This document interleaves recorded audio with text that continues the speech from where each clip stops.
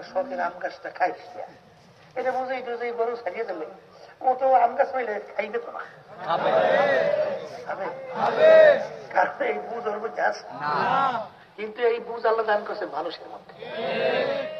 এই বুঝ থাকার পরেও যেই মানুষটা ওই পশুর মতো আচরণ করবে, এই মানুষটাই হইল উলাইকা কাল আনআম। ঠিক কিনা? এই জন্য আমার বাজানদের আমি বলি না, আল্লাহ বলছেন। আসলে হারামে কিন্তু আরাম নাই, হারামে কিনা আপনি পরীক্ষা করে দেখেন।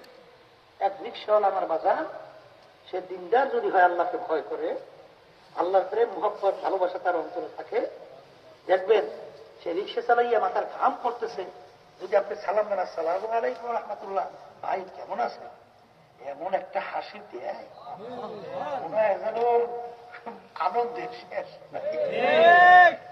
ভাই তোর যে গান করতে আসছে, তাই তুই হাসিটা তোমার সেই কে করে ভাই অন্তরে দিতে খুব শান্তি দেয়।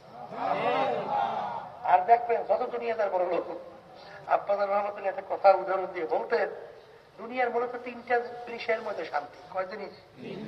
কয় জিনিসে শান্তি?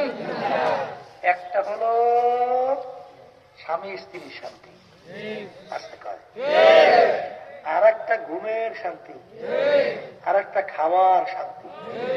মূলত এই তিন জিনিস নিয়েই তো যত